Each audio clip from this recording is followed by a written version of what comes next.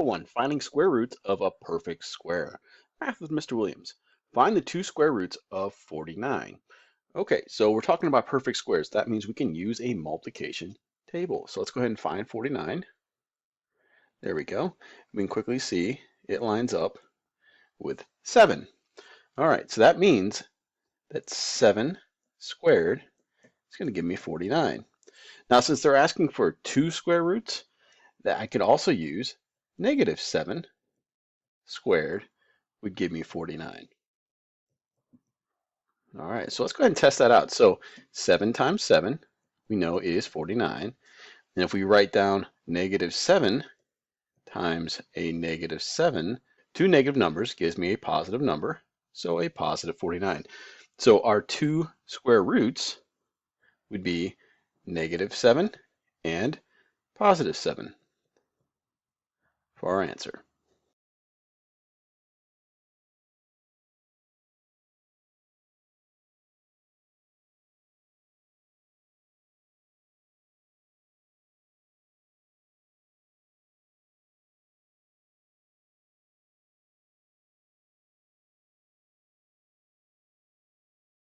Example 2, finding square roots. Math with Mr. Williams. Find the square roots.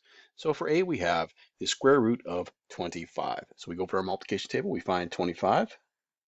We go up and across. Those are the same numbers, so we have 5 squared would get me 25. So what I'm looking for is the positive square root of 25. So let's write down 25, and that would be 5 as my answer. Now for B, we have a negative 49. So I'm going to find 49 on our table,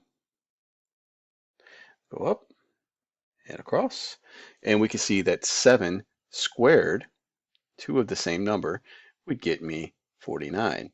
Now I'm looking for the negative of that number, so the negative square root of 49, and so that would be a negative 7 as an answer. Now for C, we have the positive negative of 16. So let's go ahead and find 16. We can see that 4 times 4 would get me 16. So 4 squared would get me 16. So the square root of 16 of both positive and negative would be both the positive 4 and the negative 4 for my answer. Example 3, finding square roots. Math with Mr. Williams. Find the square roots. So here we have the square root of 9/16, a fraction. Well, if we kind of break that down a little bit more, we can kind of see that if I do this, and I put the square root of 9 over the square root of 16, I know that 3 squared would get me 9, and I know that 4 squared would get me 16.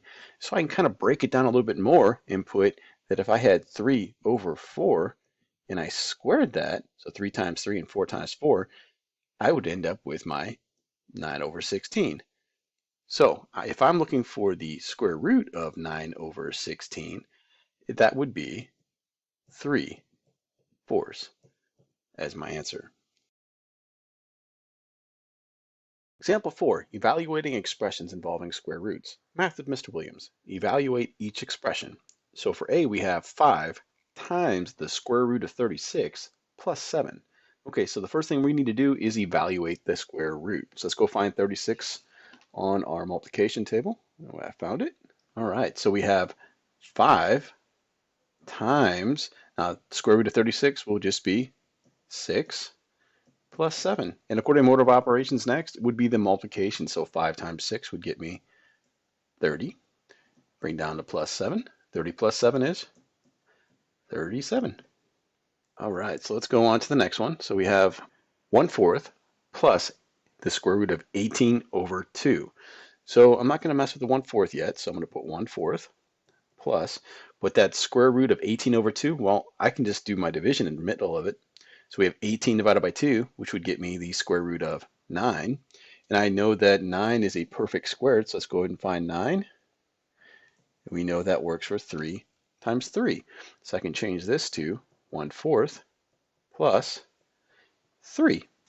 So 1/4 plus 3 would get me 3 1/4 as my answer. All right, on to C.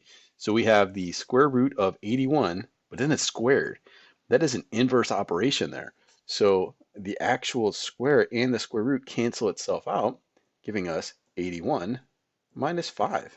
So 81 minus 5 would be 76 as my answer. Example 5, solving equations using square roots. Solve each equation. Math with Mr. Williams. So we have a, which is x squared equals 81. Okay, well, the easiest way to do is draw our line, and we're going to go ahead and cancel out the square. So how do we do that? We square root both sides, and this cancels out our 2 in the square, giving us x equals the square root of 81. And we know that 81 is a perfect square, so we find it on our multiplication table.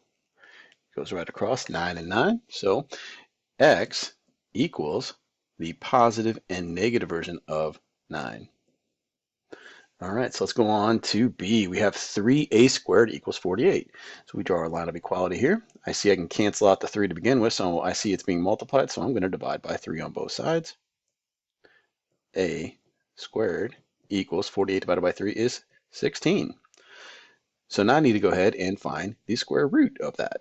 So I'm going to go ahead and square root a squared and the 16.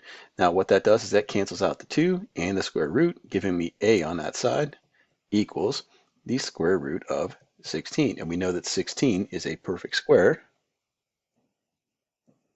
So 4 times 4. So a would equal the positive and negative version of 4.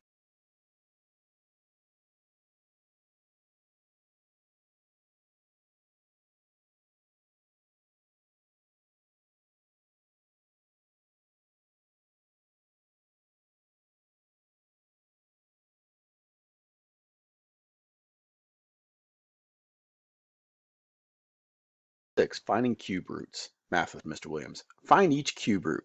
So in A we have the cube root of 8. So really what we're looking for are 3 numbers that are multiplied together that are the same. That would get me 8. So we come over to our chart. We see that 8 is a perfect cube here. So we have 2. So in other words, I could put 2 times 2 times 2 in here, and it would get me 8. So the cube root of 8 would be 2. So for B, I'm looking for the cube root of negative 27. So I'm going to go ahead and look for 27, and I notice that it is a perfect cube. So we have of 3. So I'm going to go ahead and use that. So if I have 3 boxes here, what would get me 27 would be 3 times 3 times 3. All right, but I need to get that to be that negative number. So what I'm looking for here is a negative 3 would get me a negative 27. Now integer rules do come in, so we have negative 3 times a negative 3. Now what that means is that 2 negatives give me a positive, but a third negative would get me that negative 27. All right, so my answer in this case, the cube root of negative 27 would be a negative 3.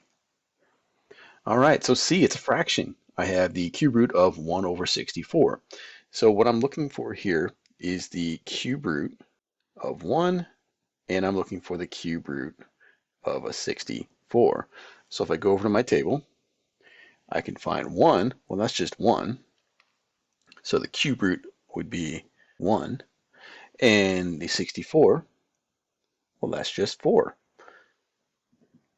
So my cube root of 1 over 64 would be 1/4.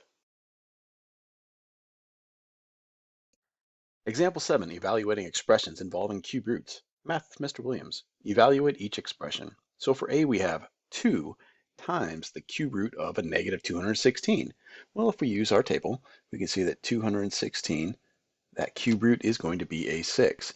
So I can rewrite this as 2 times, and I'm looking for the negative version of it, so a negative 6. And 2 times negative 6 is a negative 12. All right, on to B. So we have the cube of a cube root of 125. Now this is an inverse operation here. So these actually cancel out, leaving me with 125 by itself plus the 21. And so 125 plus 21 will get me 146 as my answer.